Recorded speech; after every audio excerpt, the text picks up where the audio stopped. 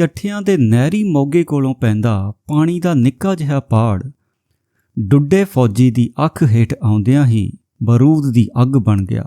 ਪਟੜੀਏ ਪਟੜੀ ਉਹ ਆਪਣੀ 7 ਕਨਾਲਾਂ ਭੋਏ ਤੋਂ ਪਰਤ ਰਿਹਾ ਸੀ, ਝੁਲਸਿਆ, ਕਰਾਉਂਦਾ ਤੇ ਰਿੱਝਦਾ।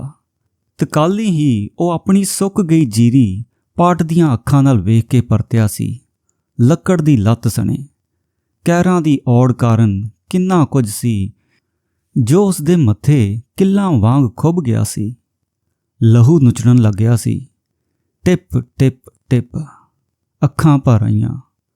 ਪਿੰਡਾ ਮੱਚ ਉੱਠਿਆ।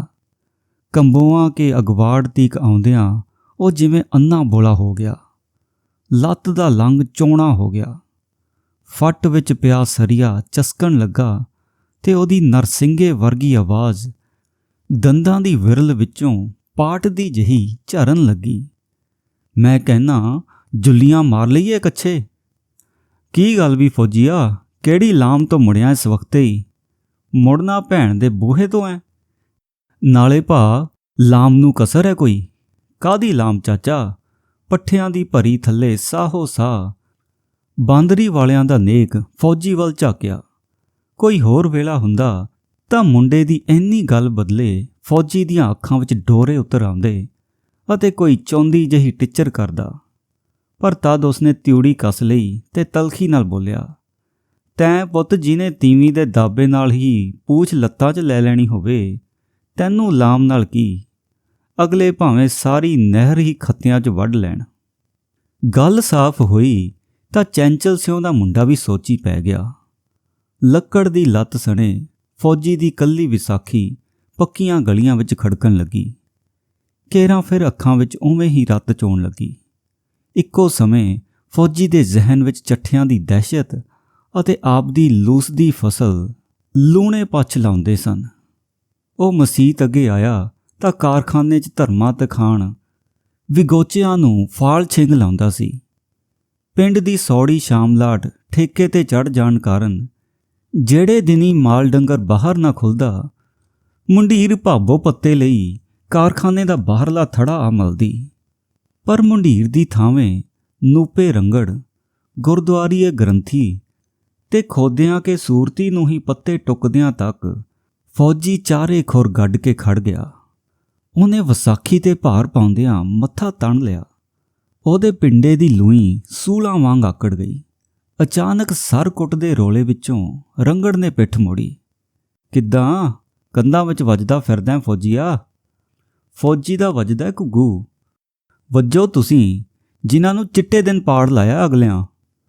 ਪਾੜ ਦਾ ਫਿਕਰ ਤਾਂ ਤੇਰੇ ਵਰਗੇ ਫੌਜੀਆਂ ਨੂੰ ਹੋਊ ਵੀਰ, ਜਿਨ੍ਹਾਂ ਵਰੇ ਛਮਾਈ ਕਿਧਰੇ ਵਰਨਾ ਹੁੰਦਾ ਹੈ। ਇੱਥੇ ਤੇ ਪਤੰਦਰਾ ਨਿਆਣੇ ਵੀ ਸੌਣ ਨਹੀਂ ਦਿੰਦੇ। ਬਹੁਤਾ ਨਹੀਂ ਕਲਪੀ ਦਾ ਗੁਰਮੁਖੋ, ਬਾਜਾਂ ਵਾਲੇ ਤੇ ਸਿੱਟਿਆ ਕਰੋ ਸਭ ਕੁਝ। ਬਾਣੀ 'ਚ ਆਉਂਦਾ ਹੈ ਅਕੇ ਗ੍ਰੰਥੀ ਸਵੇਰ ਤੋਂ ਹੀ ਸਰਾਂ 'ਚ ਜੇਤੂ ਸੀ, ਪਰ ਫੌਜੀ ਨੂੰ ਸੱਤੀ ਕਪੜੀ ਅੱਗ ਲੱਗ ਪਈ। 3 ਵੇਲੇ ਗਜਾ ਥਣ ਲੈਣ ਨੂੰ ਕਰਦਾ ਤੇ ਆਹ ਤਾਸ਼ ਵੀ ਬਾਜਾਂ ਵਾਲਾ ਹੀ ਕੁੱਟਣ ਨੂੰ ਕਹਿੰਦਾ ਹੋਊ। ਮੈਂ ਆਨਾ ਤੇਰੇ ਅਰਗਿਆਂ ਨੂੰ ਤੇ ਬੋਰੀ 'ਚ ਬੰਨ੍ਹ ਕੇ ਕੁੱਟੇ, ਸਮਝਿਆ? ਬੜਾ ਬੇਰੀ ਦੇ ਛਾਪੇ ਵਾਂਗੂ ਫਸਦਾ ਫੌਜੀਆ। ਕਿਤੇ ਰੰਮ ਦਾ ਪੈਗ ਸਾਡੇ ਉੱਤੇ ਤਾਂ ਨਹੀਂ ਖੇੜੂ। ਰੰਮ ਤਾਂ ਚੱਠੇ ਹੀ ਪਿਆਈ ਜਾਂਦੇ ਆ ਪਿੰਡ ਨੂੰ। ਪਰ ਕੋਈ ਨਾ, ਮੇਰੇ ਤਾਂ ਝੁੱਗੇ 'ਚੋਂ 7 ਕਨਾਲੀ ਹੈ। ਸੇਕ ਤਾਂ ਤੁਹਾਡੇ ਅਰਗੇ 10 ਕਿੱਲਿਆਂ ਵਾਲਿਆਂ ਨੂੰ ਲੱਗੂ ਜਦੋਂ ਤਕਾਵੀਆਂ ਵੇਲੇ ਚਰੀਆਂ 'ਚ ਲੁਕੇ। ਫੌਜੀ ਮੂੰਹ ਫੱਟ ਸੀ, ਚਿੱਥ ਕੇ ਗੱਲ ਕਰਦਾ। ਲੋਕ ਜਾਣਦੇ ਸਨ। ਲੋਕ ਤਾਂ ਇਹ ਵੀ ਜਾਣਦੇ ਉਹ ਜੰਗ ਵਿੱਚ ਲੱਤ ਨੂੰ ਬੱਝ ਲਵਾ ਬੈਠਾ ਸੀ। ਪੈਨਸ਼ਨੀਆਂ ਸੀ, ਪਰ ਕੁਝ ਕਰ ਦਿਖਾਉਣ ਦੀ ਟੀਸ ਨਾਲ ਧੁਖਦਾ ਮੱਥਾ ਲਈ ਉਹ ਹਰ ਜਾਬਰ ਸਿਰ ਲਈ ਅੱਖ ਦਾ ਕੱਖ ਬਣਿਆ ਰਹਿੰਦਾ। ਧੁਰ ਅੰਦਰੋਂ ਕਿਧਰੇ ਸੁੱਚਾ ਹੋਣ ਕਾਰਨ ਲੋਕ ਉਸ ਦਾ ਸਤਿਕਾਰ ਕਰਦੇ। ਬੱਜਾ ਰਿੱਤਾ ਹੋਣ ਕਾਰਨ ਲੋਕ ਉਹਦੀਆਂ ਕੌੜੀਆਂ ਕਸੈਲੀਆਂ ਵੀ ਜਰ ਜਾਂਦੇ। ਸਿਆਣੀ ਅੱਖ ਨੂੰ ਉਹ ਪਹਿਲੇ ਨਜ਼ਰੇ ਤੂਤ ਦੀ ਛਟੀ ਥਾਵੇਂ ਗੁਲਾਬਾਸੀ ਦੀ ਟਾਹਣੀ ਵਰਗਾ ਜਾਪਦਾ, ਜਿਹਨੂੰ ਲਿਫਣ ਦੀ ਥਾਂ ਟੁੱਟ ਜਾਣਾ ਵਧੇਰੇ ਪ੍ਰਵਾਨ ਸੀ। ਤਾਸ਼ ਵਾਲੀ ਤਿਕੜੀ ਨੂੰ ਇਹ ਪਤਾ ਲੱਗਣ 'ਤੇ ਕਿ ਕਹਿਰਾਂ ਦੀ ਓੜ ਵਿੱਚ ਚੱਠਿਆਂ ਨਹਿਰ ਨੂੰ ਹੀ ਪਾੜ ਲਾ ਲਿਆ ਸੀ, ਤਾਸ਼ ਉਹਨਾਂ ਦੇ ਹੱਥੋਂ ਖਿੰਡ ਗਈ। ਸਤ ਕਰਤਾਰ। ਗ੍ਰੰਥੀ ਆਪੂ ਦੰਗ ਰਹਿ ਗਿਆ। ਉਹਨੂੰ ਫੌਜੀ ਦੀ ਵਾਧੀ ਘਾਟੀ ਮੂਲੋਂ ਵਿਸਰ ਗਈ। ਪਿਛਲੀ ਸੰਗਰਾਂਦ ਗੁਰਦੁਆਰੇ ਬਹਿ ਕੇ ਹੀ ਤਾਂ ਲੋਕਾਂ ਟੁੱਕਿਆ ਸੀ, ਐਤਕੀ ਜੀਰੀ ਵੇਲੇ ਕੋਈ ਨਹਿਰ ਵਿੱਚ ਚੋਰੀ ਪਾਈਪ ਨਾ ਲਾਵੇ। ਇੱਕ ਤਾਂ ਛੇਕੜ ਤੇ ਪਿੰਡ ਹੋਣ ਕਾਰਨ ਪਹਿਲਾਂ ਹੀ ਮਰ ਕੇ ਪਾਣੀ ਅੱਪੜਦਾ ਸੀ, ਫੜੇ ਜਾਣ ਤੇ ਖੁਨਾਮੀ ਵੱਖ ਹੁੰਦੀ ਸੀ। ਦੂਜੇ ਆਪੋ ਧਾਪੀ 'ਚ ਤਗੜੇ ਖੱਟ ਜਾਂਦੇ, ਮਾੜੇ ਵਾਰੀ ਤੋਂ ਰਹਿ ਜਾਂਦੇ। ਪਰ ਗੁਰਦੁਆਰੇ ਵੜਨ ਮਗਰੋਂ ਚੱਠੇ ਪਾੜ ਹੀ ਲਾ ਲੈਣਗੇ, ਇਹਦਾ ਤਾਂ ਪਿੰਡ ਨੂੰ ਸੁਪਨਾ ਵੀ ਨਹੀਂ ਸੀ। ਪਿਛਲੇ ਦਿਨੀਂ ਜਿੰਨੀਆਂ ਮੀਂਹ ਨੇ ਕਣਕਾਂ ਭੇਵੀਆਂ ਸਨ, ਓਨਾ ਹੀ ਚਫੇਰੇ ਕੁਝ ਤੜਪ ਰਿਹਾ ਸੀ। ਪਾਣੀ ਦੀ ਤਿੱਪ ਤਿੱਪ ਲਈ ਪਹਿਰਾਂ ਦੇ ਪਹਿਰ ਬਿਜਲੀ ਆਉਂਦੀ ਸੀ, ਪਰ ਲੱਗਦਾ ਅੱਖ ਝਮਕਣ ਵਾਂਗ ਆਉਂਦੀ ਸੀ। ਥੋੜ੍ਹੀ ਬਹੁਤ ਉੱਤੇ ਹੇਠ ਨਾਲ ਤੇਲ ਵੀ ਮਿਲ ਜਾਂਦਾ, ਪਰ ਲੱਗਦਾ ਇੰਜਨਾਂ ਵਿੱਚ ਮਾੜੇ ਜੱਟਾਂ ਦਾ ਲਹੂ ਬਲ ਰਿਹਾ ਸੀ। ਧੁੱਕ ਧੁੱਕ ਧੁੱਕ। ਖਬਰੇ ਕਿੰਨੇ ਦਿਨਾਂ ਤੋਂ ਨਹਿਰ ਦਾ ਪਾੜ ਚੱਠਿਆਂ ਦੀ ਪੈਲੀ ਵਿੱਚ ਪੈ ਰਿਹਾ ਸੀ। ਲੋਕਾਂ ਤੜਪ ਕੇ ਸੋਚਿਆ, ਨਿੱਕਾ ਜਿਹਾ ਪਾੜ ਜਿਹੜਾ ਢੀਖਰ ਅਤੇ ਘਾਹ ਫੂਸ ਨਾਲ ਲਕੋਇਆ ਗਿਆ ਸੀ, ਡੁੱਡੇ ਫੌਜੀ ਦੇ ਜਣੇ ਖਣੇ ਦੀਆਂ ਅੱਖਾਂ 'ਚ ਝਾਕਣ ਤੇ ਫੈਲਦਾ ਹੀ ਚਲਾ ਗਿਆ, ਪਿੰਡ ਦੇ ਇੱਕ ਸਿਰੇ ਤੋਂ ਦੂਜੇ ਸਿਰੇ ਤੀਕ। ਇੱਕ ਘੜੀ ਚੱਠਿਆਂ ਤੋਂ ਮੂਰਲੀਆਂ ਪੈਲੀਆਂ ਵਾਲਿਆਂ ਨੂੰ ਜਾਪਿਆ ਜਿਵੇਂ ਉਹਨਾਂ ਦੀਆਂ ਆਪਣੀਆਂ ਪੈਲੀਆਂ ਵਿੱਚੋਂ ਪਾਣੀ ਨਿਕਲ ਨਿਕਲ ਚੱਠਿਆਂ ਦੇ ਖੇਤਾਂ ਵਿੱਚ ਪੈ ਰਿਹਾ ਹੋਵੇ। ਤੋਬਾ ਤੋਬਾ, ਪਾਣੀ ਦੀ ਤਿੱਪ ਤਿੱਪ ਲਈ ਤਾਂ ਸਿਰ ਲੈਂਦੇ ਆਏ ਸਨ। ਸਾਰਾ ਪਿੰਡ ਜਾਣਦਾ ਸੀ ਕਿ ਚੱਠੇ ਹਮੇਸ਼ਾ ਪਿੰਡ ਤੋਂ ਉਲਟ ਆਪਣੇ ਹਿੱਤ ਦਾ ਪਾਣੀ ਧਰੇ ਸਨ। ਸਰਪੰਚੀ ਤੋਂ ਲੈ ਕੇ ਗੁਰਦੁਆਰੇ ਦੇ ਨੇੜੇ ਦੀਵਾਨ ਤੱਕ। ਖਬਰੇ ਇਸ ਲਈ ਕਿ ਚੱਠੇ ਦੇ ਤਿੰਨੇ ਪੁੱਤ ਅਫਸਰ ਸਨ। ਅੰਨੀ ਦੌਲਤ, ਖੁੱਲੀ ਪੈਲੀ। ਮਿਲਣ ਆਏ ਆਵਾਜ਼ ਮਾਰ ਕੇ ਆਉਂਦੇ, ਨਿਉ ਕੇ ਲੰਘਦੇ। ਪਰ ਫੌਜੀ ਦੇ ਚੀਕਵੇਂ ਬੋਲ ਪਿੰਡ ਦੀਆਂ ਗਲੀਆਂ ਵਿੱਚ ਰੋਹ ਵਾਂਗ ਤਣ ਗਏ। ਛੜਿਆਂ ਦੀ ਹੱਟੀ ਲਾਗੇ ਜਿੱਥੋਂ ਸ਼ਹਿਰੋਂ ਆਏ ਤਾਂਗੇ ਖੜਦੇ, ਥੜੇ ਦੁਆਲੇ ਗੱਲਾਂ ਤੁਖਣ ਲੱਗੀਆਂ। ਕਹਿੰਦੇ ਫੌਜੀ ਥਾਣਾ ਲੈਣ ਗਿਆ ਹੈ। ਲੈ, ਥਾਣਾ ਨਾ ਕਿਤੇ। ਪਿਛਲੇ ਵਰੇ ਨਹੀਂ ਲਿਆ ਸਵਾਦ ਫੌਜੀ ਨੇ, ਜਦੋਂ ਚੱਠਿਆਂ ਕੇ ਨਰਮੇ 'ਚ ਦਵਾਈ ਛਿੜਕਦਾ ਸਿਰੀ ਫਟਕ ਮੋਇਆ ਸੀ, ਪੁਲਿਸ ਦੇ ਸਾਹਮਣੇ ਹੀ ਫੂਕਤਾ ਅਗਲਿਆਂ। ਕਹਿੰਦੇ ਇਹਨੂੰ ਤਾਂ ਮਿਰਗੀ ਪੈਂਦੀ ਸੀ। ਉਦੋਂ ਵੀ ਫੌਜੀ ਦੀ ਸ਼ਹਿ ਤੇ ਉਦੋਂ ਛੋਟਾ ਬਿਰਕਿਆ ਸੀ। ਅਗਰਿਆਂ ਸਰੀਣ ਲੱਤ ਭੰਨ ਕੇ ਦਾਣਿਆਂ ਦਾ ਮਗਰਾ ਨਾਂ ਲਾ ਦਿੱਤਾ ਸੀ। ਫੌਜੀ ਅਰਗੇ ਤੇ ਬਾਦਸ਼ਾਹੋ ਇਹੋ ਜਿਹਾਂ ਦੇ ਢਿੱਡ 'ਚ ਖੇਡਦੇ ਐ। ਤੁਸੀਂ ਪਰੇ ਇਕੱਠੀ ਕਰੋ ਯਾਰ, ਕੋਈ ਗੱਲ ਹੈ ਇਹ? ਲੋਕ ਜੁੜਨ ਲੱਗੇ। ਵਿੱਚੋਂ ਗੱਲ ਕੀ ਹੈ? ਬਹੁਤੇ ਬਿੜਕਾਂ ਲੈਣ ਲੱਗੇ। ਇਹਨੂੰ ਗੱਲ ਦੱਸੋ ਬਈ। ਇਹ ਉਹਨਾਂ 'ਚੋਂ ਜੇ ਜਿਹੜੇ ਸਾਰੀ ਰਾਤ ਰਮਾਇਣ ਪੜ੍ਹਦੇ ਰਹੇ ਸੀ। ਹਮੇਸ਼ਾ ਵਾਂਗ ਲੋਕ ਰੋਹ, ਰੀਸ ਤੇ ਹਾਸੇ ਠੱਠੇ ਬਦਲੇ ਇਕੱਠੇ ਹੋ ਰਹੇ ਸਨ। ਤਦੇ ਫੌਜੀ 3-4 ਗਭਰੀਟਾਂ ਨਾਲ ਥੜੇ ਤੇ ਆ ਬੈਠਾ। ਪੱਕੀਆਂ ਗਲੀਆਂ 'ਚ ਉਹਦੀ ਇਕੱਲੀ ਵਿਸਾਖੀ ਡਮਰੂ ਵਾਂਗ ਖੜਕਦੀ ਸੀ। ਲੋਕ ਧਾ ਕੇ ਜੁੜ ਗਏ। ਸਾਹਾਂ 'ਚ ਵਿਸ ਘੁਲਣ ਲੱਗੀ। ਬਈ ਲੋਕੋ, ਮੈਂ ਪੁੱਛਦਾ, ਐਂ ਹੀ ਹੋਊ ਫੇ? ਫੌਜੀ ਅੰਦਰੋਂ ਸਰਪੰਚਾਂ ਦੇ ਲਾਣੇ ਤੇ ਵਰਿਆ। ਲੋਕ ਹੈਰਾਨ ਜਿਹਾ ਝਾਕੇ। ਓਏ, ਇਹਨਾਂ ਲੀਡਰਾਂ ਤੋਂ ਛੱਕੂ ਭਾਲਦੇ ਹੋ? ਤੁਸੀਂ ਗੱਲ ਕਰੋ ਜਿਹੜਾ ਪਿੰਡ ਦੇ ਅੱਖੀਂ ਘੱਟਾ ਪਾਇਆ ਹੈ। ਸਾਹ ਮਿਰਚਾਂ ਵਾਂਗ ਲੜਨ ਲੱਗੇ। ਤਦੇ ਭੀਮ ਬਲੈਕੀਆ, ਚੰਦ 10 ਨੰਬਰੀਆ ਤੇ ਹੁਕਮਾ ਦਲਾਲ ਇਕੱਠੇ ਲਾਗੇ ਆ ਖੜੇ। ਬੜਾ ਜਲਸਾ ਕੀਤਾ, ਸੁੱਖ ਤਾਂ ਹੈ। ਲਿਸ਼ ਲਿਸ਼ ਕਰਦੇ ਲੀੜਿਆਂ ਨਾਲ ਉਹ ਤਿੰਨੇ ਓਪਰੇ ਜਿਹੇ ਲੱਗਦੇ ਸਨ। ਸੁੱਖ ਘੱਟੇ ਦੀ ਹੈ। ਭਈ ਅੱਗੇ ਨਹਿਰ ਵਿੱਚ ਪਾਈਪ ਲਾਉਂਦੇ ਸੀ ਤਗੜੇ ਘਰ। ਐਤਕੀ ਪਿੰਡ ਗੁਰਦੁਆਰੇ ਵੜਿਆ ਬਈ ਕੋਈ ਮਾੜਿਆਂ ਨਾਲ ਧੱਕਾ ਨਾ ਕਰੇ। ਅਖੇ ਨਾ ਹੱਕਿਆਂ ਨੂੰ ਧੁਆਨ ਪੈਂਦਾ ਹੈ। ਹੁਣ ਕਹਿੰਦੇ ਚੱਠਿਆਂ ਪਾੜ ਹੀ ਲਾ ਰੱਖਿਆ। ਮੰਨ ਲਓ ਕੱਲ ਨੂੰ ਧੁਆਨ ਪੈ ਜੇ, ਮਾੜੇ ਤਾਂ ਮੰਗੇ ਗਏ ਪਾਉਂਦੇ। ਪਾੜ ਕਿਸੇ ਦੇਖਿਆ ਵੀ ਹੈ ਕਿ ਭੁੰਨੇ ਤਿੱਤਰ ਹੀ ਉੱਡਦੇ ਐ। ਚੰਦੂ 10 ਨੰਬਰੀਏ ਨੇ ਕਿਹਾ। ਚੱਠਿਆਂ ਤੇ ਹੋਏ ਕਿਸੇ ਵਾਰ ਬਦਲੇ ਉਹ ਢਾਲ ਬਣ ਜਾਣਾ ਚਾਹੁੰਦਾ ਸੀ। ਮੈਂ ਦੇਖਿਆ, ਮੈਂ। ਫੌਜੀ ਦੀ ਲੱਕੜ ਦੀ ਲੱਤ ਕੰਬਣ ਲੱਗੀ। ਵਿਸਾਖੀ ਕੱਛ ਹੇਠ ਤਣ ਗਈ ਤੇ ਸੁੰਗੜੀਆਂ ਅੱਖਾਂ ਵਿੱਚ ਭੀੜ ਦੀ ਥਾਵੇਂ ਆਪਣੀ ਸੁੱਕੀ ਫਸਲ ਤੀਲਾ ਤੀਲਾ ਕਰਕੇ ਫੈਲ ਗਈ। ਫੌਜੀ ਦੇ ਜੱਬੇ ਮੂਹਰੇ ਇੱਕ ਪਲ ਤਾਂ ਬਲੈਕੀਆ ਝੇਂਪ ਗਿਆ। ਉਹ ਹੈਰਾਨ ਰਹਿ ਗਿਆ। ਲੋਕ ਉਹਨਾਂ ਦੇ ਸਾਹਮਣੇ ਹੀ ਚੱਠਿਆਂ ਦੇ ਮੂੰਹ ਤੇ ਥੁੱਕ ਰਹੇ ਸਨ, ਜਾਣਨ ਤੇ ਵੀ ਕਿ ਚੱਠੇ ਉਹਨਾਂ ਦੀ ਸੱਜੀ ਬਾਂਹ ਸਨ। ਉਹਨਾਂ ਗੁੱਸੇ ਨਾਲ ਫੌਜੀ ਵੱਲ ਹੋਰੂ ਝਾਕਿਆ। ਉਹ ਕਿੱਡਾ ਗੁੱਸੀ ਮੋਗਾ। ਕੁੰਡੀਆਂ ਮੁੱਛਾਂ ਅਤੇ ਖਚਰੇ ਹਾਸੇ ਵਿੱਚੋਂ ਹੁਕਮੇ ਦਲਾਲ ਨੇ ਕਿਹਾ। ਭਾਵੇਂ ਐਡਾ ਹੋਵੇ, ਉਂਗਲ ਅਤੇ ਅੰਗੂਠੇ ਨੂੰ ਜੋੜਦਿਆਂ ਫੌਜੀ ਚਾਂਦੀ ਦੇ ਰੁਪਈਏ ਜਿੱਡਾ ਸੁਰਾਖ ਬਣਾਇਆ ਤਾਂ ਅਚਾਨਕ ਗਜ਼ਬ ਵਾਪਰ ਗਿਆ। ਇਸੇ ਸੁਰਾਖ ਵਿੱਚੋਂ ਜਿਵੇਂ ਲੋਕਾਂ ਦੇ ਰੋਹ ਉੱਪਰ ਗੜੇ ਵਰ ਗਏ। ਫੌਜੀ ਆਪੂ ਠਰ ਗਿਆ। ਆਪਣੇ ਹੀ ਮੂੰਹੋਂ ਕਿਰੇ ਬੋਲ ਉਹਦੀ ਛਾਤੀ ਵਿੱਚ ਚਾਕੂ ਵਾਂਗ ਉਤਰ ਗਏ। ਓਏ ਪਤੰਦਰਾ, ਐਡੇ ਐਡੇ ਮੋਰੇ ਤੇ ਪੀਰ ਪੈਗੰਬਰਾਂ ਤੋਂ ਨਾ ਬੰਦ ਹੋਏ, ਆਪਾਂ ਕਿਹਦੇ ਪਾਣੀ ਹਾਰਾਂ। ਅਚਾਨਕ ਹੀ ਸਾਰਾ ਤਣਾਓ ਪਾਣੀ ਵਾਂਗ ਵਹਿ ਤੁਰਿਆ। ਛਲਕ ਛਲਕ ਛਲਕ। ਪਛਤਾਵੇ ਨਾਲ ਫੌਜੀ ਦੀ ਦੇਹ ਵਿੱਚੋਂ ਆਰੀਆਂ ਲੰਘਣ ਲੱਗੀਆਂ। ਪੁੱਛ ਲੋ, ਮੋਰਾ ਗੋਲ ਸੀ ਕਿ ਝੀਤ ਵਰਗਾ। ਮੁੰਡੀਰ ਲੱਚੜ ਗਈ। ਭਾਂਤੋਂ ਭਾਂਤ ਗੱਲਾਂ ਦਾ ਸ਼ੋਰ ਇੱਕ ਆਰਗੀ ਹੀ ਫੈਲ ਗਿਆ। ਨਿਰੀ ਗੁੰਜਾਰ। ਇੱਕ ਪਲ ਕੁਝ ਵੀ ਸਪਸ਼ਟ ਨਹੀਂ ਸੀ ਸੁਣ ਰਿਹਾ, ਜਿਵੇਂ ਸੈਆਂ ਪੀਪੇ ਇਕੱਠੇ ਹੀ ਖੜ ਕੁੱਠੇ ਹੋਣ। ਫੌਜੀ ਦੀਆਂ ਅੱਖਾਂ ਵਿੱਚ ਲਟਕਦਾ ਕੁਝ ਛਾਤੀ 'ਚ ਖੁੱਭਣ ਲੱਗਾ। ਪੀੜ ਹੀ ਪੀੜ। ਉਫ, ਫੌਜੀ ਕਾਹਦਾ ਲੰਡਾ ਚਿੜਾ, ਇਹਨੇ ਤਾਂ ਝੀਤ ਵੀ ਸਿਸਤ ਬੰਨ੍ਹ ਕੇ ਵੇਖੀ ਹੋਊ। ਮੈਂ ਕਹਿਣਾ ਵੜੇਵੇਂ ਅਰਗਾ ਸੀ ਮੋਗਾ। ਗੱਲ ਕਰੋ ਕਿਹਨੇ ਲੈਣੇ ਆ ਡੋਗੇ। ਅਚਾਨਕ ਬੈਠਾ ਬੈਠਾ ਫੌਜੀ ਸ਼ੇਰ ਜਿਹੀ ਭਬਕ ਨਾਲ ਉੱਠ ਖੜਾ ਹੋਇਆ। ਗਬਰੀਟ ਵਿਸ ਘੋਲਣ ਲੱਗੇ। ਫੌਜੀ ਦੀਆਂ ਅੱਖਾਂ ਵਿੱਚ ਫਿਰ ਰੱਤ ਚੋਣ ਲੱਗੀ। ਠੱਠਾ ਇੱਕ ਘੜੀ ਵੇ ਵਰਗਾ ਜਾਪਣ ਲੱਗਾ। ਚੁੱਪ ਤਣ ਗਈ। ਸਹੁਰਿਓ, ਬੰਦਿਆਂ ਵਾਲੀ ਗੱਲ ਕਰੋ ਕੋਈ। ਬੰਦਾ ਵੇਲਾ ਕੁਵੇਲਾ ਤਾਂ ਦੇਖੇ।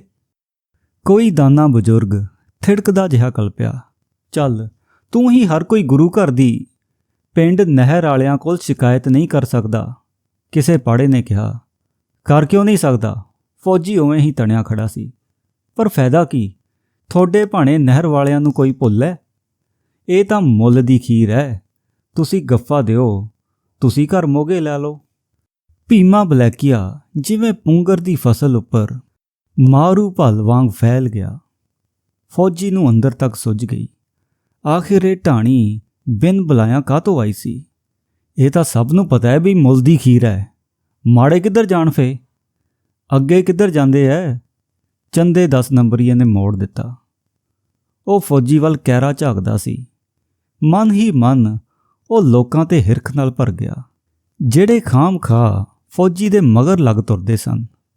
ਪਰ ਸਾਡਾ ਤਾਂ ਫਰਜ਼ ਬਣਦਾ ਹੈ, ਹੁੰਦੀ ਚੋਰੀ ਦੀ ਖਬਰ ਕਰੀਏ। ਫੌਜੀ ਨੇ ਤਿਲਕ ਦੀ ਬਾਜ਼ੀ ਤਰਾਣ ਨਾਲ ਬੋਚੀ। ਕਿਹੜੀ ਚੋਰੀ? ਐਤਕੀ ਪਿੰਡ ਵਿੱਚ 20 ਘਰਾਂ ਕੁੰਡੀਆਂ ਲਾ ਲਾ ਕਣਕਾਂ ਕੱਢੀਆਂ। ਅੱਧਾ ਪਿੰਡ ਨਹਿਰ ਤੋਂ ਚੋਰੀ ਬਾਲਣ ਬਾਲਦਾ ਹੈ। ਉਦੋਂ ਨਹੀਂ ਬਿਰਕਦਾ ਕੋਈ। ਨਿੱਕੀ ਜਿਹੀ ਗੱਲ ਨਾਲ ਚੱਠੇ ਹੀ ਸ਼ਰੀਕ ਬਣ ਗਏ ਤੁਹਾਡੇ। ਦੱਸੋ, ਝੂਠ ਹੈ ਕੋਈ? ਬਲੈਕੀਏ ਨੇ ਭਰੀ ਭਰੇ ਵਿੱਚ ਚੱਠਿਆਂ ਨਾਲ ਯਾਰੀ ਦਾ ਮੁੱਲ ਪਾਇਆ। ਗੱਲ ਕਿਹੜੀ ਲਈ ਆਏ ਸੀ, ਲੈ ਕਿੱਧਰ ਵੜੇ? ਮੈਂ ਆਨਾ ਅਰਜੀ ਲਿਖ ਕੇ ਦਫ਼ਤਰੇ ਦੇ ਦਿਓ ਤੁਸੀਂ। ਚਲੋ ਫੌਜੀ ਦੀ ਮੰਨ ਲਓ, ਕਿਸੇ ਗੱਲ ਮੁਕਾਈ। ਉਹ ਤਾਂ ਦੁਸ਼ਮਣੀ ਪਾਉਣ ਵਾਲੀ ਗੱਲ ਹੀ ਹੈ। ਬਣਨਾ ਬਣਾਉਣਾ ਤਾਂ ਹੈ ਕੁਛ ਨਹੀਂ। ਮੂਹਰੇ ਵੀ ਚੱਠੇ ਨੇ। ਪੁਲਿਸ ਦਾ ਮਹਾਰਾਜ ਇਹੋ ਜਿਹਾਂ ਤੋਂ ਪੁੱਛ ਕੇ ਮੂਤਦੀ ਹੈ। ਫੌਜੀ ਨੇ ਉਖੜ ਕੇ ਭੀੜ ਵੱਲ ਝਾਕਿਆ। ਕੋਈ ਧੀਮੇ ਜਿਹੇ ਬੋਲਾਂ ਨਾਲ ਯਰਕ ਰਿਹਾ ਸੀ। ਭੀਮਾ, ਹੁਕਮਾ ਅਤੇ ਚੰਦੂ ਜਿਵੇਂ ਸਾਰੇ ਇਕੱਠ ਵਿਚਾਲੇ ਹੀ ਫੈਲਣ ਲੱਗੇ। ਕੁਝ ਮਨ ਹੀ ਮਨ ਪਛਤਾਉਣ ਲੱਗੇ। ਕਾਹਨੂੰ ਉਹ ਵਿਰੋਧੀ ਧਿਰ ਦੀ ਅੱਖ ਵਿੱਚ ਆਏ ਸਨ। ਆਖਿਰ ਤਕੜਿਆਂ ਦਾ ਸੱਤੀ ਮੀਂਹ 100 ਸੀ। ਪਰ ਸਭ ਕਾਸੇ ਦੇ ਬਾਵਜੂਦ ਗਬਰੀਟ ਅਰਜੀ ਲਿਖਣ ਲੱਗੇ। ਨਿਸ਼ੰਗ ਮੇਰੇ ਕੱਲੇ ਵੱਲੋਂ ਲਿਖੋ ਤੁਸੀਂ। ਫੌਜੀ ਸਿੱਧਾ ਤਣ ਗਿਆ। ਤਲਖੀ ਸੂਈਆਂ ਵਾਂਗ ਚੁਭਣ ਲੱਗੀ।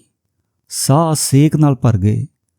ਲੋਕੀ ਇੱਕੋ ਨਜ਼ਰੇ ਫੌਜੀ, ਉਹਦੀ ਵਿਸਾਖੀ ਤੇ ਉਹਦੇ ਤਣੇ ਹੋਏ ਮੂੰਹ ਵੱਲ ਝਾਕਣ ਲੱਗੇ। ਕੱਲੇ ਬੰਦੇ ਦੀ ਅਰਜੀ ਦੀ ਗੱਲ ਨਹੀਂ ਬਣਨੀ, ਗੱਭਰੂਆਂ ਰੱਖ ਵਿਖਾਈ। ਮੈਂ ਤਾਂ ਕਹਿਣਾ ਜਿਹਦੇ ਵਿੱਚ ਬੰਦੇ ਦਾ ਕਾਣ ਹੈ, ਨਿੱਤਰੇ ਰਣ 'ਚ। ਫੌਜੀ ਨੇ ਜਿਵੇਂ ਸੂਰਮੇ ਅਤੇ ਗੀਦੀ ਵਿੱਚ ਲੀਕ ਖਿੱਚ ਦਿੱਤੀ। ਸ਼ੋਰ ਛਟਣ ਲੱਗਾ। ਚੁੱਪ ਫੈਲਣ ਲੱਗੀ। ਲੋਕ ਇੱਕ ਦੂਜੇ ਵੱਲ ਝਾਕਣ ਲੱਗੇ। ਤਦੇ ਪਾਸਿਓਂ ਮਜਮੀਆ ਕਾ ਗਾਮਾ ਤੇ ਮੁਨਸ਼ੀਆ ਰਵਦਾਸੀਆ ਆ ਰਹੇ ਸਨ। ਬੈਠ ਰਹੀ ਸੰਗਤ, ਉਹਨਾਂ ਆ ਫਤਿਹ ਗਜਾਈ। ਗਾਮਾ ਨਿਹੰਗਾ ਦੇ ਬਾਣੇ ਵਿੱਚ ਸੀ। ਉਂਝ ਉਹ ਦਿਹਾੜੀ ਧੱਪਾ ਕਰਦਾ, ਪਰ ਬਾਹਰ ਅੰਦਰ ਗਿਆ ਗੁਰੂ ਕੀ ਲਾਡਲੀ ਫੌਜ ਬਣ ਕੇ ਨਿਕਲਦਾ। ਲੰਮਾ ਚੋਲਾ, ਉੱਚੀ ਦਸਤਾਰ, ਗਾਤਰੇ 'ਚ 3 ਫੁੱਟੀ ਸ਼ਮਸ਼ੀਰ ਤੇ ਲੱਕ ਉੱਤੇ ਪੀਲੇ ਦੁਪੱਟੇ ਦੀ ਕਸਵੀ ਦੋ ਬੰਦੀ। ਆ ਜਾ, ਤੂੰ ਵੀ ਲੈ ਦੇਗ। ਬਸ ਦੇਗ ਵਾਲਾ ਹੀ ਅਰਦਾਸਾ ਕਰਕੇ ਮੁੜੇ ਆ। ਥੜੇ 'ਤੇ ਬੈਠਦਿਆਂ ਗਾਮੇ ਨੇ 3 ਫੁੱਟੀ ਕੱਛ 'ਚ ਸੂਤ ਲਈ। ਉਹ ਥੱਕ ਕੇ ਆਇਆ ਲੱਗਦਾ ਸੀ। ਕਿਵੇਂ? ਉਹਨਾਂ ਦੀ ਪੱਤੀ 'ਚੋਂ ਕਿਸੇ ਨੇ ਕਿਹਾ। ਤੂੰ ਜਾਣਨਾ ਮਸੜਾ, ਆਈ ਵਢਾਈ ਤਾਂ ਲੋਕ ਬਿਹਾਰੀਆਂ ਤੋਂ ਕਰਵਾਉਣ ਲੱਗ ਗਏ। ਆਖਰ ਪ੍ਰਸ਼ਾਦ ਪਾਣੀ ਦਾ ਢਾਹ ਤਾਂ ਕਰਨਾ ਹੀ ਹੋਇਆ। ਅੱਛਾ, ਹੁਣ ਇਹ ਵੀ ਡਨ ਹੈ? ਤੂੰ ਦੱਸ, ਬਿਹਾਰੀਆਂ ਕੋਲੋਂ ਨਾ ਕਰਵਾਈਏ ਤਾਂ ਹੋਰ ਤੇਰੇ ਅਰਗਿਆਂ ਦੇ ਤਲੇ ਚੜ੍ਹਦੇ ਫਿਰੀਏ। ਕਿਸੇ ਮਿਹਨਤੀਆਂ ਤੋਂ ਸਤੇ ਹੋਏ ਨੇ ਆਪਣੀ ਛੋਹ ਲਈ। ਉਹ ਭਾਊ, ਇਹ ਤਾਂ ਬਿਹਾਰੀਆਂ ਕਰਕੇ ਰਤਾ ਸੁੱਖ ਦਾ ਸਾਹ ਆਇਆ ਹੈ, ਨਹੀਂ ਤਾਂ ਮੰਨਦੇ ਆ ਤੇਰੀ ਚੰਚਲ ਸਿਆਂ। ਚਲੋ ਦਿਹਾੜੀ ਧੱਪਾ ਖੋਹ ਲੈਣਗੇ, ਮੱਥੇ ਦਾ ਲਿਖਿਆ ਕਿਵੇਂ ਖੋਣਗੇ?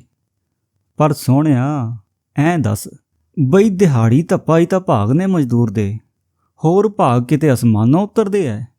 ਮਿਹਨਤੀਆਂ ਵਿੱਚੋਂ ਕਿਸੇ ਇੱਕ ਨੇ ਹੋਕਾ ਲਿਆ। ਪਰ ਤੁਸੀਂ ਕੀ ਸੱਪ ਕੱਢ ਕੇ ਮੁੜੇ ਹੋ? ਸ਼ੋਰੀ ਲੰਮਾ ਪੁੱਛ ਰਿਹਾ ਸੀ। ਸੁਸਾਇਟੀ ਬਣਾਈ ਐ 20 ਬੰਦਿਆਂ ਦੀ।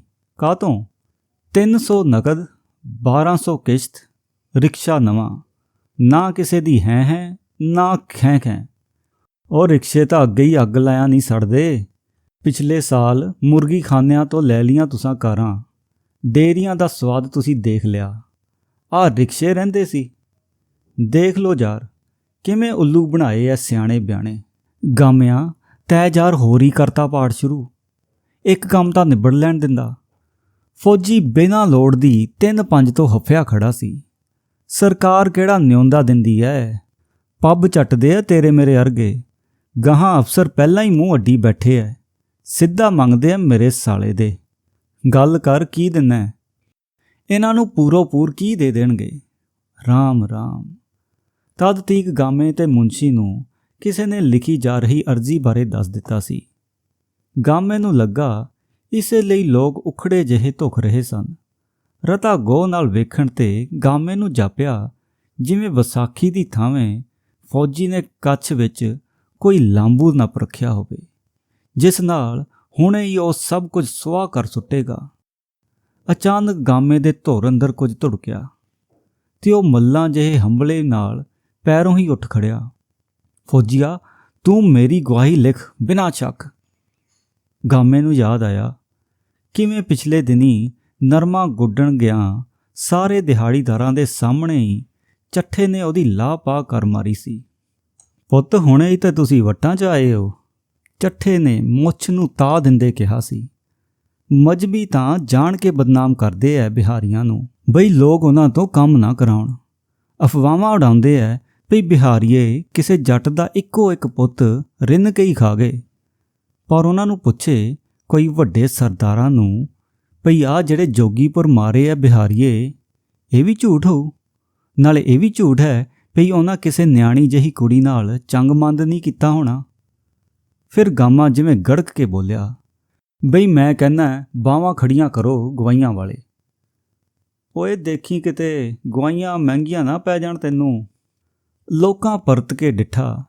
ਭੀੜ ਵਿੱਚ ਕਿਧਰੇ ਬਲਕਾਰੀ ਖੜਾ ਸੀ, ਰੱਜ ਕੇ ਵੈਲੀ, ਬੰਦਾ ਵੱਢ ਕੇ ਕਹਿੰਦੇ ਉਹਨੂੰ 100 ਬੋਤਲ ਦਾ ਨਸ਼ਾ ਚੜ੍ਹਦਾ ਸੀ। ਭਰਵਾਂ ਜਵਾਨ, ਸੂਹੀ ਅੱਖ, ਹਥਿਆਰਾਂ ਦੇ ਟੱਕਾਂ ਨਾਲ ਵਿਗੜੀ ਸ਼ਕਲ, ਬਿਲਕੁਲ ਭਿਆਨਕ। ਚੱਠੇ ਦੀ ਮੁੱਛ ਦਾ ਵਾਲ, ਸਿਆਣੇ ਉਹਨੂੰ ਕੰਨੀ ਭੰਨ ਕੇ ਲੰਘਦੇ। ਉਹਦੇ ਮੋਟੇ ਬੁੱਲਾਂ 'ਚੋਂ ਦਿਨ ਰਾਤ ਦਾਰੂ ਦੇ ਫੁਰਕੜੇ ਵੱਜਦੇ। ਖੁੱਲ੍ਹਾ ਕੁੜਤਾ, ਤੇੜ ਧੂੰਵੀਂ ਚਾਦਰ ਤੇ ਡੱਬ ਵਿੱਚ ਪਿਸਟਲ। ਅੱਖ ਪਲਕਾਰੇ ਵਿੱਚ ਹੀ ਸੁੰਨ ਵਰਤ ਗਈ। ਪਤਾ ਨਹੀਂ ਉਹ ਕਿੰਨੀ ਦੇਰ ਤੋਂ ਆ ਕੇ ਖੜਾ ਸੀ। ਫੌਜੀ ਨੇ ਗੋਲਿਆ ਹੀ ਨਹੀਂ ਸੀ। ਅਚਾਨਕ ਅਰਜ਼ੀ ਉੱਤੇ ਝੁਕੀਆਂ ਅੱਖਾਂ ਤਿੜਕਣ ਲੱਗੀਆਂ। ਫੌਜੀ ਦਾ ਕਾਲਜਾ ਧੜਕਿਆ। ਬਲਕਾਰੀ ਨਾਲ ਅੱਖ ਮਿਲੀ, ਜਿਵੇਂ ਅੱਗ ਨੇ ਅੱਗ ਨਾਲ ਦਸਤ ਪੁੰਜਾ ਲਿਆ ਹੋਵੇ। ਜਾਪਿਆ ਬਲਕਾਰੀ ਖੈਰ ਹੱਥਾਂ ਨਹੀਂ ਸੀ ਆਇਆ। ਕਿਸੇ ਵੀ ਪਲ ਕੁਝ ਵੀ ਵਾਪਰ ਸਕਦਾ ਸੀ। ਉਸ ਅੰਦਰ ਖਾਤੇ ਕਿਤੇ ਆਪਣੇ ਆਪ ਨੂੰ ਹਰ ਹੋਣੀ ਲਈ ਸੂਤ ਲਿਆ।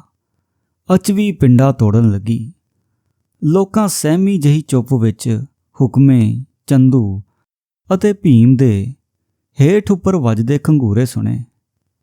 ਆਈ ਸ਼ਾਬਾਸ਼ੇ ਬਲਕਾਰ ਸਿਆਂ, ਭਾਊ ਆਪਾਂ ਨੇ ਤਾਂ ਮਹਿੰਗੀ ਸਸਤੀ ਵਾਲਾ ਰੇੜਕਾ ਹੀ ਵੱਢ ਦਿੱਤਾ ਹੈ। ਬਲਕਾਰੀ ਵੱਲ ਵੇਖਦਿਆਂ ਹੀ ਗਾਮੇ ਨੇ ਪੂਛ ਲੱਤਾਂ 'ਚ ਲੈ ਲਈ। ਇੱਕ ਘੜੀ ਉਹ ਜੋਸ਼ ਵਿੱਚ ਵਿਸਰ ਹੀ ਗਿਆ ਸੀ ਕਿ ਉਹ ਪਿਛਲੇ 3 ਵਰ੍ਹਿਆਂ ਤੋਂ ਚੱਠਿਆਂ ਦਾ ਕਰਜ਼ਾਈ ਸੀ ਤੇ ਪਿਛਲੀ ਛਮਾਈ ਫੀਮ 'ਚ ਫੜੇ ਜਾਣ ਕਾਰਨ ਬਲਕਾਰੀ ਹੀ ਉਹਨੂੰ ਜ਼ਮਾਨਤ 'ਤੇ ਛੁਡਵਾ ਕੇ ਲਿਆਇਆ ਸੀ। ਹੱਸਦੇ ਆਂ ਭਾ, ਨਾਲੇ ਸਾਡੀ ਕਮੀ ਕਮੀਨਾ ਦੀ ਕੌਣ ਮੰਨਦਾ ਏ ਗਵਾਹੀ। ਜਦੋਂ ਗਾਮਾ ਭਰੀ ਪਰੇ 'ਚ ਜੂਲੇ ਵਿੱਚੋਂ ਹੀ ਨਿਕਲ ਗਿਆ, ਉਸਨੇ ਦਹਿਲ ਕੇ ਸੋਚਿਆ, ਬਲਕਾਰੀ ਸਹੁਰੇ ਦਾ ਕੀ ਹੈ, ਨਾ ਜਾਣੀਏ ਕਿਤੇ। ਤੇ ਅੱਗੋਂ ਉਹਦੀ ਸੋਚ ਕੰਬ ਗਈ। ਲੋਕ ਵਹਿੰਦੇ ਹੀ ਰਹਿ ਗਏ। ਬਹੁਤਿਆਂ ਨੂੰ ਗਾਮੇ ਦਾ ਯਰਕ ਜਾਣਾ ਇੱਕ ਘੜੀ ਬਰਛੀ ਵਾਂਗ ਸੱਲ ਗਿਆ। ਭਾਊ ਇਸ ਲਾਗ ਡਾਟ ਬਦਲੇ ਤਾਂ ਰਿਸ਼ਕਿਆਂ ਦਾ ਹੱਕ ਚੱਬਿਆ। ਆਪ ਦੀ ਤਾਜ਼ੀ ਕਮਾਵਾਂਗੇ, ਤਾਜ਼ੀ ਖਾਵਾਂਗੇ। ਗਾਮਾ ਜਿਵੇਂ ਆਪਣੇ ਆਪ ਨੂੰ ਬੋਲਿਆ। ਚਲੋ ਨਾਲੇ ਰਹਿੰਦੇ ਖੱਸੀ ਹੋ ਜਾਓਗੇ, ਕਿਸੇ ਨੇ ਕਿਹਾ। ਜੱਟਾਂ ਦੀਆਂ ਬੱਤੀਆਂ ਤੋਂ ਵੱਧ ਨਹੀਂ ਹੁੰਦੇ, ਮੁਨਸ਼ੀ ਉਖੜ ਕੇ ਬੋਲਿਆ। ਉਹ ਗਾਮੇ ਨੂੰ ਇੰਜ ਭੱਜ ਗਿਆ ਤੱਕ ਕੇ ਹੈਰਾਨ ਹੋ ਗਿਆ ਸੀ। ਓਏ ਜੱਟਾਂ ਬਿਨਾਂ ਗੁਜ਼ਾਰਾ ਵੀ ਨਹੀਂ ਥੋਡਾ, ਸੁਣਦਾ? ਤਰੰਡਾ ਤਰੰਡਾ ਥੋਡੇ ਕੋਲ ਡੰਗਰ, ਪੈਲੀ ਦੀ ਖੁੱਡ ਨਾ। ਜੇ ਜੱਟ ਚਾਹਣ ਤਾਂ ਮੂਤ ਬੰਦ ਕਰਾ ਦੇਣ ਥੋਡਾ, ਸੁਣਿਆ? ਤੁਸੀਂ ਯਾਰ ਅਸਲੀ ਗੱਲ ਕਿਉਂ ਰੋਲਦੇ ਹੋ? ਪਤਾ ਨਹੀਂ ਕਿਉਂ ਫੌਜੀ ਨੂੰ ਸਭ ਕੁਝ ਹੱਥੋਂ ਕਿਰਦਾ ਲੱਗਦਾ ਸੀ। ਉਹਨੇ ਇੱਕ ਨਜ਼ਰ ਲੋਕਾਂ ਦੇ ਇਕੱਠ ਅਤੇ ਚੱਠਿਆਂ ਦੀ ਹਮੈਤੀ ਢਾਣੀ ਵੱਲ ਗਹਿਰਾ ਜਿਹਾ ਦੇਖਿਆ ਅਤੇ ਦੰਦਾਂ ਥੱਲੇ ਬੁੱਲ ਟੁੱਕਦਿਆਂ ਸੁਣਿਆ। ਯਾਰ ਠਹਿਰ ਕੇ ਲਵਾਉਂਦੇ ਅੰਗੂਠੇ, ਘਬਰੀਟ ਆਖ ਰਹੇ ਸਨ। ਵਿਸ ਘੋਲਦੀਆਂ ਤਿਉੜੀਆਂ ਅੱਕੀ ਪਲਾਹੀ ਹੱਥ ਮਾਰਨ ਲੱਗੀਆਂ। ਖਬਰੇ ਵਿਰੋਧੀ ਧਿਰ ਡਾਂਗ ਸੋਟਾ ਹੀ ਮਿੱਥ ਕੇ ਆਈ ਹੋਵੇ, ਲੋਕਾਂ ਨੇ ਸੋਚਿਆ। ਕੋਈ ਨਾ, ਜੱਟ ਵੀ ਨਹੀਂ ਮਰਦੇ ਹੁਣ। ਤੁਸੀਂ ਜਿਹੜਾ ਅੱਕ ਚੋਇਆ ਸੀ ਨਾ, ਉਹ ਵੀ ਯਾਦ ਰਹੂ ਜੱਟਾਂ ਨੂੰ। 2000 ਪਹਿਲਾਂ ਤੇ ਕੰਮ ਕਿਹਦੇ ਪਿਓ ਦਾ? ਬਿਹਾਰੀਆਂ ਨੇ ਤਾਂ ਵੱਟਾਂ 'ਚ ਲਿਆਤੇ ਸੀਰੀ, ਨਹੀਂ? ਗੁੱਸੇ ਨਾਲ ਭਖਦੀਆਂ ਅੱਖਾਂ ਵਿੱਚੋਂ ਫੌਜੀ ਡਿੱਠਾ। ਲੋਕ ਹੋਣੀ ਸਾਵੇਂ ਹਿੱਕ ਡਾਉਣ ਦੀ ਥਾਂ ਆਪਸ ਵਿੱਚ ਹੀ ਖਹਿਣ ਲੱਗੇ ਸਨ। ਇੱਕਾ ਇੱਕ ਭੀੜ ਵਿੱਚੋਂ ਮਾਸਟਰ ਦਲੀਪ ਸਿੰਘ ਅੱਗੇ ਵਧਿਆ ਅਤੇ ਚੀਕਿਆ, ਕਿਉਂ ਹੜਬਾਂ ਭੇੜਦੇ ਹੋ? ਗੱਲ ਤਾਂ ਮੋਗੇ ਦੀ ਸੀ, ਤਕੜੇ ਤੇ ਮਾੜੇ ਦੀ। ਨਾ ਕਮੀਆਂ ਕਿਤੇ ਜਾਣਾ ਨਾ ਤੁਸਾਂ। ਇਹ ਰੰਡੀ ਰੋਣੇ ਨਹੀਂ ਮੁੱਕਣੇ। ਕਰਜ਼ਿਆਂ ਨਾਲ ਤਾਂ ਘੀਸੀ ਹੋਈ ਪਈ ਹੈ ਸਭ ਦੀ। ਜੱਟਾਂ ਤਾਂ ਅੱਗ ਫੱਕਣੀ ਹੀ ਸੀ। ਸੀਰੀ ਵੀ ਲੈ ਲੈਣ ਧਾਰਾਂ। ਔੜਕ ਖੋਤੀ ਮਿਆਂਕ ਕੇ ਬੋੜ ਥੱਲੇ ਆਈ ਕਿ ਨਾ? ਅਸਲੀ ਗੱਲ ਵੱਲ ਆਂਦਾ ਹੀ ਨਹੀਂ ਕੋਈ। ਮਜ਼ਬੀ ਬਿਹਾਰੀਆਂ ਤੋਂ ਔਖਾ ਹੈ, ਜੱਟ ਆੜਤੀਆਂ ਤੋਂ। ਕਾਹਦੀ ਹੋਮੈ ਯਾਰ ਤੁਹਾਡੀ? ਰਿਸ਼ਵਤਾਂ ਦੇ ਕੇ ਤਾਂ ਜਿਨਸਾਂ ਵੇਚੋ ਤੁਸੀਂ। ਫਸਲ ਪਿੱਛੋਂ ਵਿਕਦੀ ਹੈ। ਥੋੜ੍ਹਾ ਪਹਿਲਾਂ ਆਦਮ ਬੋ ਕਰਦੀਆਂ ਨੇ। ਲੈ ਦੇ ਕੇ ਗੁੱਸਾ ਇੱਕ ਦੂਜੇ 'ਤੇ ਨਿਕਲਦਾ ਹੈ। ਹੁਣ ਐਤਕੀ ਰੱਬ ਹੀ ਭੈਣ ਦੇਣੇ ਦਾ ਚੜ੍ਹ ਗਿਆ ਤਾਂ ਕਿਤੇ। ਨਹੀਂ, ਹੇਠਲੇ ਉੱਤੇ ਕਰ ਦਿੰਦਾ ਤੂੰ। ਫੌਜੀ ਟਸ ਕਰਦੇ ਮੱਥੇ ਨਾਲ ਫਟ ਜਾਣਾ ਚਾਹੁੰਦਾ ਸੀ। ਉਹ ਲੋਕਾਂ ਨੂੰ ਬਲਕਾਰੀ ਦੀ ਇੱਕੋ ਭਬਕ ਮੂਹਰੇ ਮੇਮੀ ਬਣਿਆ ਵੇਖ ਅੰਦਰੇ ਅੰਦਰ ਕੋਲਾ ਹੋ ਗਿਆ ਸੀ। ਉਹਦੀਆਂ ਮੀਟੀਆਂ ਮੁੱਠੀਆਂ ਵਿੱਚ ਪਸੀਨਾ ਆ ਗਿਆ। ਸਾਹ ਕਾਲੇ ਹੋ ਗਏ ਸਨ ਅਤੇ ਭੀੜ ਨੂੰ ਹੋਰੂ ਵੇਖਦਾ ਬੋਲਿਆ ਸੀ, ਮੈਂ ਕਹਿੰਦਾ ਸ਼ਰਮ ਕਰੋ ਕੁਝ। ਰੱਬ ਤੋਂ ਭਾਲਦੇ ਨੇ ਟੱਟੂ। ਮਾਸਟਰ ਫਿਰ ਤਿਮਕਿਆ। ਕੋਈ ਦੇਖਿਆ ਜੱਟ ਕਦੇ ਪਿੱਟਦਾ? ਸੂਈ ਬਣਾਉਣ ਵਾਲਾ ਵੀ ਆਪ ਦਾ ਭਾ ਆਪ ਮਿਥੇ, ਪਰ ਸੱਪਾਂ ਦੇ ਸਿਰ ਤੁਸੀਂ ਮਿੱਧੋ। ਭਾ ਸਰਕਾਰ ਟੁੱਕਦੀ ਹੈ, ਲੋੜਾ ਦੀ। ਹੋਰ ਤਾਂ ਹੋਰ, ਪਿੱਟ ਕੇ ਮਰ ਗਿਆ ਫੌਜੀ। ਕੋਈ ਨਿਤਰਿਆ ਰਣ 'ਚ?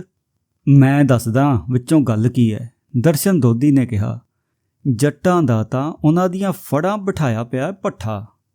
ਗਾਂ ਮੱਝ ਭਾਵੇਂ ਟੀਕੇ ਨਾਲ ਲਾਉਂਦੀ ਹੋਵੇ ਡੋਕੇ, ਫਿਰ ਵੀ ਆਖੂ ਪੁੱਛ ਨਾ ਕੁਛ, ਟੋਕਣੀ ਨਿਤਾਰ ਦਿੰਦੀ ਹੈ। ਬਾਹਰ ਦਾਣੇ ਭਾਵੇਂ ਦੇਣਦਾਰੀਆਂ ਦਾ ਢਿੱਡ ਨਾ ਭਰਦੇ ਹੋਣ, ਫਿਰ ਵੀ ਆਖੂ ਰੰਗ ਲੱਗੇ ਪਏ ਆ ਕਿ। ਦੋਧੀਆ, ਜਦ ਅਗਲੇ ਗੱਲਾਂ ਦਾ ਕੜਾਹ ਬਣਾਉਣਾ ਹੈ, ਫਿਰ ਮਿੱਠਾ ਘੱਟ ਕਿਉਂ ਪਾਉਣ? ਅਚਾਨਕ ਇੱਕੜ ਦੁੱਕੜ ਜਿਹੇ ਲੋਕ ਉੱਠ ਖੜੇ। ਛੱਡੋ ਯਾਰ, ਕਰਨਗੇ ਸੋ ਭਰਨਗੇ, ਆਪਾਂ ਕਾਹਨੂੰ? ਪਰ ਤਦੇ ਹੀ ਗੇੜਾ ਲਾ ਕੇ ਸ਼ਹਿਰੋਂ ਮੁੜੇ ਤਾਂਗੇ ਭੀੜ ਲਾਗੇ ਆ ਖੜੋਤੇ। ਲੋਕਾਂ ਦਾ ਇੰਜ ਥੜੇ 'ਤੇ ਇਕੱਠੇ ਹੋਣਾ ਕੋਈ ਅੱਲੋਕਾਰ ਗੱਲ ਨਹੀਂ ਸੀ, ਸਗੋਂ ਹਨੇਰੇ ਸਵੇਰੇ ਕੋਈ ਨਾ ਕੋਈ ਢਾਣੀ ਜੁੜੀ ਹੀ ਰਹਿੰਦੀ। ਜੱਕੜ ਵੱਜਦੇ, ਟਾਂਚਾਂ ਹੁੰਦੀਆਂ, ਲੰਘਦੀਆਂ ਕੁੜੀਆਂ ਚਿੜੀਆਂ ਤੋਂ ਲੈ ਕੇ ਅਖਬਾਰ ਦੀ ਸੁਰਖੀ ਤੀਕ ਸਭ ਕੁਝ ਹੀ ਚਿੱਥਿਆ ਜਾਂਦਾ। ਤੂੰ ਮੈਂ ਹੁੰਦੀ, ਰੋਸੇ ਧੀ ਭੈਣ ਦੀ ਤੀਕ ਵੀ ਪਹੁੰਚ ਜਾਂਦੇ। ਪਰ ਸਮਝ ਨਾ ਲੱਗਦੀ ਆਖਿਰ ਇਹ ਕਿਹੋ ਜਿਹੇ ਲੋਕ ਸਨ ਜਿਹੜੇ ਡੰਗਰਾਂ ਵਾਂਗ ਲੜ ਪੈਣ ਮਗਰੋਂ ਵੀ ਇੱਕ ਦੂਜੇ ਦਾ ਗਲਾ ਚੱਟਣ ਲੱਗਦੇ ਸਨ। ਇੱਕ ਘੜੀ ਲਹੂ ਦੇ ਪਿਆਸੇ ਹੋ ਜਾਂਦੇ, ਦੂਜੀ ਘੜੀ ਕੁੰਗੂ ਵਾਂਗ ਨਿੱਤਰ ਜਾਂਦੇ। ਪਰ ਜਿਹੜੀ ਤਲਖੀ ਨਾਲ ਲੋਕ ਅੱਜ ਇਕੱਠੇ ਹੋਏ ਸਨ, ਇੰਜ ਕਦੇ ਕਦਾਈ ਹੀ ਹੁੰਦਾ ਸੀ। ਪਰ ਹਰ ਵਾਰ ਇਹ ਰੋਹ ਧੁਆਖਿਆ ਜਾਂਦਾ ਸੀ। ਫੌਜੀ ਨੇ ਪੀੜ ਨਾਲ ਸੋਚਿਆ। ਸਾਰੇ ਦਾ ਸਾਰਾ ਧੂੰਆਂ ਉਹਦੇ ਜ਼ਿਹਨ 'ਚ ਇਕੱਠਾ ਹੋਣ ਲੱਗਾ। ਜਾਪਿਆ ਜਿਵੇਂ ਉਹਨੂੰ ਕੁਝ ਵੀ ਨਹੀਂ ਸੀ ਸੁਣ ਰਿਹਾ, ਕੁਝ ਵੀ ਨਹੀਂ ਸੀ ਦਿਖ ਰਿਹਾ। ਆਖਿਰ ਇਹ ਲੋਕ ਕਾਹਤੋਂ ਕਿਸੇ ਭੈ ਵਿੱਚ ਗਰਸੇ ਜਾਂਦੇ ਸਨ? ਕਿਉਂ ਹੋਣੀ ਦੀਆਂ ਅੱਖਾਂ ਵਿੱਚ ਝਾਕਦਿਆਂ ਹੀ ਇਹਨਾਂ ਦੇ ਕੋਇਆਂ ਵਿੱਚ ਮੋਤੀਆ ਉਤਰ ਆਉਂਦਾ ਸੀ? ਫੌਜੀ ਨੂੰ ਜਾਪਿਆ ਜਿਵੇਂ ਸੱਚਮੁੱਚ ਕੋਈ ਭੈ ਸਾਰੀ ਦੀ ਸਾਰੀ ਭੀੜ ਨੂੰ ਨਿਗਲ ਰਿਹਾ ਸੀ। 1 ਪਲ, 2 ਪਲ, 10 ਪਲ, ਸਾਂ ਸਾਂ ਸਾਂ। ਸੁਣਿਆ ਯਾਰ, ਟੀਕਿਆਂ ਨਾਲ ਹੀ ਨਿਆਣੇ ਜੰਮਣ ਲੱਗ ਪਏ, ਛੱਜੂ ਅਮਲੀ ਆਖ ਰਿਹਾ ਸੀ। ਸੁਣ ਲਓ ਮਾਰਫਤ, ਸਭ ਕੁਝ ਘੱਟੇ ਕੋਡੀਆਂ ਰਲ ਗਿਆ ਜਾਣ। ਸੰਧੂਆਂ ਦਾ ਬੁੜਾ ਕਲਪਦਾ ਜਿਹਾ ਉੱਠ ਖੜਾ ਹੋਇਆ। ਐਨਕ ਦੇ ਮੋਟੇ ਸ਼ੀਸ਼ਿਆਂ ਵਿੱਚ ਉਹਨੇ ਇੱਕ ਨਜ਼ਰ ਫੌਜੀ ਦੀਆਂ ਰੋਹ ਨਾਲ ਮੱਚਦੀਆਂ ਅੱਖਾਂ ਵਿੱਚ ਝਾਕਿਆ ਤੇ ਖਫਾ ਜਿਹਾ ਹੋਇਆ ਬੋਲਿਆ, ਓਏ ਸ਼ਰਮ ਹੈ ਕਿਸੇ ਪੱਲੇ, ਵੱਡੇ ਸੂਰਮੇ। ਬੁੜੇ ਦੇ ਤਲਖ ਬੋਲ ਇੱਕ ਘੜੀ ਚੁੱਪ ਵਿਚਾਲੇ ਚਾਕੂ ਵਾਂਗ ਲਟਕ ਗਏ। ਤਦੇ ਭੀੜ ਨੇ ਬਾਰੂ ਤਾਂਗੇ ਵਾਲੇ ਨੂੰ ਸੁਣਿਆ। ਕਿਸੇ ਸਵਾਰੀ ਦਾ ਅੱਡੇ ਤੋਂ ਅੱਗੇ ਸਮਾਨ ਲਿਜਾਣ ਤੋਂ ਉਹ ਵੇਰਿਆ ਖੜਾ ਸੀ। ਕੋਈ ਦਹਿਸ਼ਤ ਸੀ ਜੋ ਇਕੱਠ ਵਿੱਚ ਛਹਿ ਲਾਈ ਬੈਠੀ ਸੀ ਤੇ ਲੋਕ ਫੂਕ ਸਾਹ ਲੈ ਰਹੇ ਸਨ। ਫੌਜੀ ਕਹਿਣ ਹੀ ਵਾਲਾ ਸੀ, ਜਿਹਨੇ ਭਰੀ ਪਰੇ 'ਚ ਲਾਣਾ ਗੂਠਾ ਲਾਵੇ, ਨਹੀਂ ਤਾਂ ਠੀਕ ਹੈ ਬਸ। ਤਦੇ ਹੀ ਜਿਵੇਂ ਕਿਵੇਂ ਉਸ ਦਹਿਸ਼ਤ ਤੋਂ ਮੁਕਤ ਹੋਣ ਦਾ ਰਾਹ ਲੱਭ ਗਿਆ। ਕਿਉਂ ਲੋਹੇ ਦਾ ਥਣ ਬਣਦਾ 12 ਸਿਆਂ? 2 ਪੈਰ ਦੀ ਤਾਂ ਗੱਲ ਹੈ।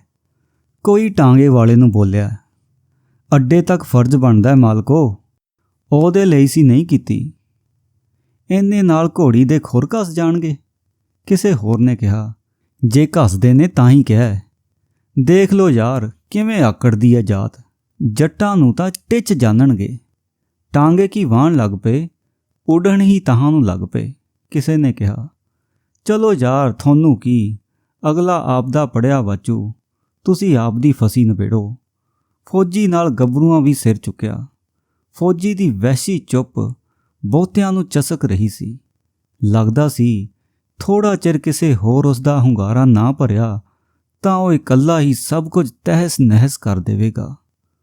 ਸਾਨੂੰ ਕਿਉਂ ਨਹੀਂ ਯਾਰ, ਪੱਠਿਆਂ ਨੂੰ ਸਾਡੇ ਵੱਟ ਖੁੰਝੇ, ਰਹਿਣ ਨੂੰ ਸ਼ਾਮਲਾਟ, ਦਿਹਾੜੀ ਕਹਿੰਦੇ ਸ਼ਹਿਰ ਕਰਾਂਗੇ। ਤਦ ਤੀਕ ਬਾਰੂ ਨੇ ਸਮਾਨ ਲਾ ਕੇ ਤਾਂਗਾ ਸ਼ਹਿਰ ਵੱਲ ਮੋੜ ਲਿਆ ਸੀ। ਛਿੱਤਰਾਂ ਦੀ ਕਸਰ ਹੈ ਬਸ। ਹੁਕਮੇ ਦਲਾਲ ਨੇ ਬਲਦੀ ਤੇ ਪੂਲਾ ਸਿੱਟ ਦਿੱਤਾ। ਸੁਣਦੇ ਹੋ, ਆਪ ਪਾਲੇ ਐ ਪਿੰਡ ਦੇ ਸੱਪ। ਪੀਤੂ ਰੰਗੜ ਚੀਕਿਆ, ਓਏ ਇਹ ਕੀ ਦੇ ਦਵਾਲ ਨੇ ਤੁਹਾਨੂੰ, ਜਿਨ੍ਹਾਂ ਸ਼ਹਿਰਾਂ ਦੀਆਂ ਹਰੀਆਂ ਚਰ ਲਈਆਂ। ਦਵਾਲ ਕੀ, ਜੇ ਮੂਤਦੇ ਨਾ ਫਿਰੇ ਤਾਂ ਕਹੀਂ। ਤੁਸੀਂ ਦੱਸੋ, ਕਦੇ ਪਿੰਡ ਨੂੰ ਪੁੱਛ ਕੇ ਵਧਾਇਆ ਨਾ ਕਰਾਇਆ? ਜਦੋਂ ਜੀ ਕੀਤਾ ਵੇਰ ਗਏ। 2 ਡਿੰਗਾਂ ਸ਼ਹਿਰ ਤੇ ਰੁਪਈਆ ਸਵਾਰੀ, ਕੋਈ ਹੱਜ ਹੈ? ਮੈਂ ਪੁੱਛਦਾ ਭਲਾ ਕਿੰਨੇ ਟਰੈਕਟਰ ਨੇ ਆਪਣੇ ਪਿੰਡ 'ਚ? ਨੂਪਾ ਰੰਗੜ ਉੱਚਾ ਚੀਕਦਾ ਸੀ। ਬਿਲਕੁਲ ਇਵੇਂ ਹੀ ਕੁਝ ਚਿਰ ਪਹਿਲਾਂ ਤਾਸ਼ ਦੇ ਪੱਤੇ ਸਿੱਟਦਿਆਂ ਉਹ ਚੱਠਿਆਂ ਦੇ ਵਿਰੋਧ ਵਿੱਚ ਮਚਿਆ ਸੀ। ਪਰ ਇਹ ਮੱਚਦੀ ਅੱਗ ਦੇ ਲੰਬ ਮਾੜਿਆਂ ਵੱਲ ਕਿਉਂ ਵਧਣ ਲੱਗੇ ਸਨ? ਫੌਜੀ ਨੂੰ ਲੱਗਾ ਜਿਵੇਂ ਉਹ ਖੁਦ ਇਹਨਾਂ ਲੰਬਾਂ ਵਿੱਚ ਕਿਧਰੇ ਸੜ ਰਿਹਾ ਸੀ, ਝੁਲਸ ਰਿਹਾ ਸੀ। 25-26 ਕਿਸੇ ਨੇ ਕਾਹਲੀ ਨਾਲ ਟਰੈਕਟਰ ਗਿਣੇ। 25-26 ਸੁਣਿਆ 16 ਤਾਂਗੇ ਤੇ ਜੇ 3 ਗੇੜੇ ਵੀ ਲਾਉਣ 48 ਗੇੜੇ ਬਣੇ ਕਿ ਨਾ? ਟਾਂਗੇ 'ਚ 10 ਸਵਾਰੀਆਂ ਹੋਣ ਤਾਂ 500 ਬਣਿਆ ਕਿ ਨਾ ਰੋਜ਼ ਦਾ? ਉਹਨੇ ਉਂਗਲਾਂ ਨਾਲ ਹਵਾ ਕੱਟੀ। ਮੈਂ ਕਹਿੰਦਾ ਤੁਸੀਂ ਇੱਕ ਟਰਾਲੀ ਵਾਲੇ ਦੀ ਵਾਰੀ ਬੰਨੋ ਰੋਜ਼। ਦੇਖਿਓ ਜੇ ਮਿਆਂਕਦੇ ਨਾ ਫਿਰੇ ਤਾਂ। ਗੱਲ ਤਾਂ ਉਹ ਠੀਕ ਹੈ। ਲੋਕ ਸਿਰ ਮਾਰਨ ਲੱਗੇ। ਹੱਥ ਖੜੇ ਕਰੋ ਬਈ ਟਰਾਲੀਆਂ ਵਾਲੇ, ਭੀਮ ਬਲੈਕੀਏ ਨੇ ਬੋਲ ਚੁੱਕੇ। ਤੁਸੀਂ ਵਾਰੀਆਂ ਬੰਨ੍ਹ ਕੇ ਫਰਿਸ਼ਤ ਬਣਾਓ ਪੱਕੀ, ਸਾਡੀਆਂ ਭਾਵੇਂ 3 ਰੱਖ ਲਓ ਮਹੀਨੇ 'ਚ। ਬਲਕਾਰੀ ਆਖ ਰਿਹਾ ਸੀ, ਜਿਵੇਂ ਕੋਈ ਦਾਨਾ ਲੋਕ ਬੋਲ ਰਿਹਾ ਹੋਵੇ। ਆਪਾਂ ਪਰੇ ਦੀ ਨਹੀਂ ਮੋੜਨੀ ਬਈ, ਸਭ ਮਨਜ਼ੂਰ ਹੈ। ਹੁਕਮੇ ਚੰਦੂ ਨੇ ਭੀਮੇ ਰਲਵੀਂ ਭਬਕ ਮਾਰੀ, ਕਾਵਾਂ ਰੋਲੀ ਮਚ ਗਈ। ਗੱਲ 16 ਆਨੇ ਸਹੀ ਹੈ।